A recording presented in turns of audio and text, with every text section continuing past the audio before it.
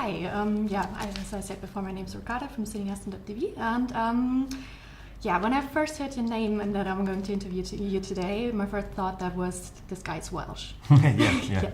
You're Welsh? Yeah. I read that you were born in Bristol, but...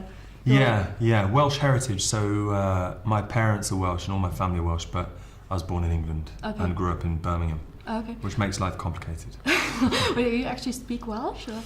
Unfortunately not, because I didn't go to school in Wales. Yeah. I can say a few words here or there, but no, not much, not enough. Okay, because I visited a few evening classes did you? in Welsh, and I thought maybe we can talk in Welsh, but not like... Why did you learn Welsh? No, I mean, it's a wonderful language, and why not? But like, you don't live in Wales. Yeah, but I find it interesting. I studied English studies, and nobody really did anything about Wales, and I thought that, why not? Good for an evening you. class for that. You put me to shame. Let's just study it. That's great. But I can only say a few words by now. Shudach Rurin Huffy Coffee. Oh yeah. That's like everything I can say. That's all you need to know. Yeah. I'd like a coffee. Basic information. Okay, we prepared a little game as an icebreaker to start this interview off. I'm going to present you with a few keywords, and I want you to name a Queen song that comes to your mind when you hear them. All right. Hope this is something new, and you haven't played this game 100 times. It's like being my psychiatrist. Yeah, okay. Not that I have a psychiatrist. Imagine cruising around in your car. Which Queen song comes to your mind? Bohemian Rhapsody. Absolutely. Just banging your head to Bohemian Rhapsody. I've done that many, many times, having watched Wayne's World. Yeah. Damn, I wanted to ask you something about Wayne's World later on, but let's continue with the game first. Yeah. Imagine having gone through a casting and you just won the role of your life. Yeah. What song would you play? Don't Stop Me Now, I think. That's a probably. good one. It's such a celebration, that song. And We Are Champions would probably fill it. Yeah, well. maybe. I think Don't Stop Me Now because it's like, gets me going. Yeah, awesome. Imagine first date with someone. First date? Yeah. What would it be?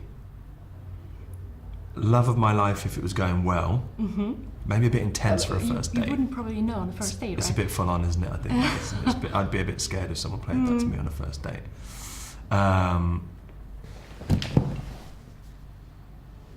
I want to, love of my life if it's going well. I want to break free if it's not going well. That's a good answer. That sums it up. Yeah. Okay. Imagine going on running a marathon. What's like your jogging playlist? What Queen song fits best on that? Oh, that's a good one. Maybe Radio Gaga, because the rhythm of it's got quite a kind of like good metronomic rhythm, hasn't it? So it could keep you going to a good pace. Okay. Yeah. I actually have to Stop Me Now on my playlist. Don't Stop Me Now. Yeah.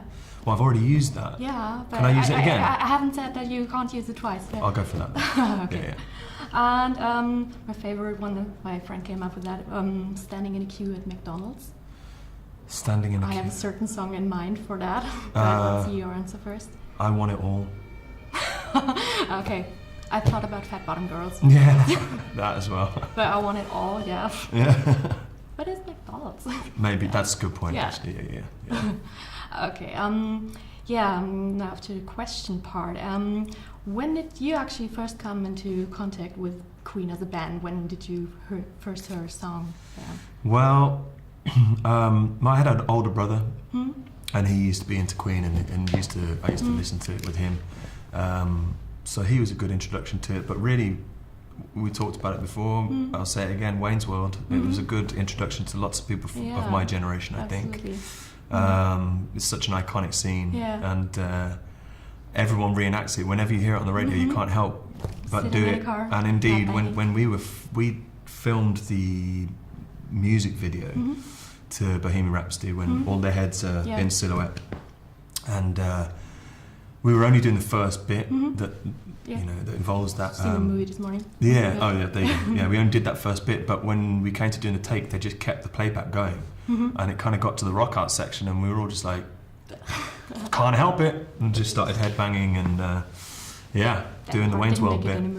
It's great because he was responsible for, Mike Myers is responsible for introducing that song to a whole generation. And he said to us, he's in our film, which That's is, what I was going for next, that he Yeah. was in a movie and you probably met him. We did. It was a really beautiful moment of synergy Yeah. that like this man who had introduced Queen to a whole Yeah. new generation is going to hopefully introduce Whose Queen. idea was that actually? I think the producers had approached him about it, and he was up for it. I think. Yeah. In actual fact, he told us his story about when they were doing Wayne's World. When it came to that scene in the car, they actually, the producers and the writers and what have you, really wanted to use Guns N' Roses, because Guns N' Roses were massive at the time, Yeah. and it was Mike Myers that went, nah, we got to do Queen. We're doing Bohemian Rhapsody because he loved Good them. boy. And Yeah. and as a consequence, like so many people have been introduced to that music, which just seems so appropriate then that we've got Mike Myers to then Yeah. continue the Queen education for a whole new audience. I And hope. also quite fitting a role. Yeah. He makes a little kind of reference to headbanging in cars. Yeah, about the song that Jadick wrote. Yeah. Yeah. Okay. When you learned that you got the role of Brian May, what was your first reaction? Like, how did you even find out? And were you intimidated by that, or completely overwhelmed with joy? Yeah. My first reaction was so basically I got a FaceTime call from my agents, and I never have FaceTime calls from my agents. Just we speak to each other on the phone, right? Yeah. And I was like, that's odd. And I answered the call, and I just saw the two of them on the screen with Brian May cut-out masks, just kind of like screaming and shouting, going, you got it, you got it. And I was like, oh wow. And I was just kind of euphoric for about 3 days. It was then, once the euphoria started to die down, I started to think about the reality of this challenge. And think, oh God, I've got to do it. I've got to actually do it now. And that was pretty scary, because he's an icon that people love. The music is loved by so many, and you do feel the responsibility to do that justice, right? But that's also, it's a good motivator, that kind of fear, because it just forces you to knuckle down and work really hard. Yeah. As far as I found out, this was your first musical acting role. So how did you prepare for that, playing musician? And did you learn the guitar, or were you able to play guitar before? Yeah, I played a bit guitar before. I played acoustic guitar really, and rhythm guitar. Never a huge amount of lead guitar. So that was a new challenge to me. And it was a very particular task, because we're not being asked to be amazing musicians. We're not being asked to play the songs perfectly. We're just being asked to learn, to look effortless, to be able to sell that we've been playing that guitar all of our lives, and that we are complete masters of our instruments. And with Brian, it's really, it's a very particular task, because he has such a idiosyncratic style. It's he plays with a sixpence coin. He plays on a guitar that he and his father made when he was a teenager. Wow. Like that alone makes him unique, regardless of his incredible musical ability. So it was tough, but we all just put in the hours, basically. Okay. I'm guessing you met Brian May and he coached you for this role. How was that? How was he? Yeah, he was amazing. He was amazing. He any of those feelings of terror that I was telling you about were completely disarmed by him when we first met him. He came to the rehearsal room on the first day we all got together, and just came straight up to me and gave me a massive hug. And from that moment onwards, I was like, okay, we're going to be all right. Because he was just so caring and supportive, and he gave us his number and his email, and just said, anytime you want to get in touch about anything, just you can. And he was just very available to us all. So yeah, he didn't give me coaching per se. I had music teachers for that, and we had a movement director as well, a movement consultant to speak to, who was great. But there was one day where he kind of sat down and we had a little jam together, which was a pretty special moment. We did some pre-record sessions in Abbey Road, and all of us were there, and there was a whole gang of us there, and everyone was having lunch, and he leant over to me when everyone was eating. He was like, "Do you want to pop into the studio and have a little play?" And I was like, "Yeah, that sounds awesome." So we went in, and he bought the red special guitar with him, this guitar that he made when he was a teenager, of which there is only one, right? Yeah, of course. And he was like, "Do you want to play this?" And I said, "Yeah, please." And we sat down, and we went, at the time we were rehearsing all of the Live Aid concert, because that's how we started the shoot. And we just went through each of the solos, and he kind of like took me through his solos and taught me how to play them. Wasn't it a little weird to act a role of someone who's actually alive and still alive for you as an actor? Is it kind of difficult to portray somebody who's alive and standing right next to you and watches this?